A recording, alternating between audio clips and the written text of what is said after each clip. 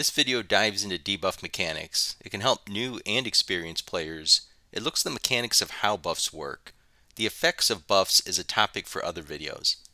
Icons can start to populate the screen as soon as a fight starts, and in group fights there can be a lot of them.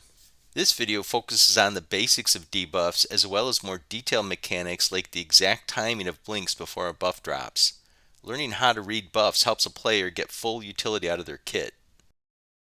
Debuffs cast on the mob appear above the offensive target window, right above the mob's name. When you're grouped, your spells on the mob will always be in the bottom right corner with a yellow-orange outline. Other effects like dots will also appear in this area. In this example, the icons outlined in green are debuffs. The icons in white are dots or delayed damage spells. While most debuffs don't stack, most dots do. In this group with two shamans, you can see that there are two sets of shaman dots on the mob. Some debuffs and dots have the same icon. The icon with green is a debuff. The white one is a dot. It's not always easy to tell these apart unless you have cast one of the spells or you read the description. I expect that these icons will be changed at some point in EA so that there aren't any duplicates. If you hover over the icon, it will give you a description of the debuff. The more you know about the debuffs, the better you will be in fights. For example, if you're a wizard, you want to make sure that the resist debuffs are on the mob before nuking. If you wait until they are all on the mob before unleashing your DDs, you'll see bigger hits and be more efficient with your mana usage. Or maybe you're an enchanter, checking if the mob has a dot on it in the thick of battle because it keeps breaking mez. The icons below the target window are buffs the mob has on them, either cast by themselves or another mob. You can see how some of them work in my Do You Know video. Any debuffs longer than 10 seconds will start blinking when there's only 10 seconds left on the debuff. There are only 9 blinks, and they are not 1 second apart. You need to know the timing to make the best use of a debuff, particularly when it's something like Mesmerize or Root. Debuffs that are shorter than 10 seconds start blinking as soon as they land on the mob, like a Silence or Stun. Get used to reading the debuffs on a mob. It's really going to help your game, particularly in areas like openers and closers. Openers and closers are abilities that apply additional debuffs to the mob.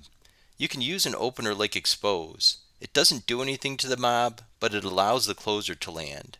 When the closer lands on the mob, it consumes the expose and puts a debuff on the mob with a new icon. The expose icon is gone. Using openers and closers strategically as a group will have a big impact in a fight. In this testing that I did both the opener and the closer. Some classes can do that, but other classes can only do half of it, and they have to rely on other classes to be able to apply the debuffs. Some debuffs are going to require precision in their use. If you're mezzing or snare kiting or rooting, knowing exactly when a debuff is going to drop can be crucial. I've analyzed the timeline of blinks that occur before a buff drops. They're a bit irregular, but if you know the timing, it leads to maximized utilization. I based all of this off of the start of each blink because it's a lot easier to see those. In addition, the amount of time that each blink takes varies from blink to blink. The blink start time is the exact moment that a blink begins to fade.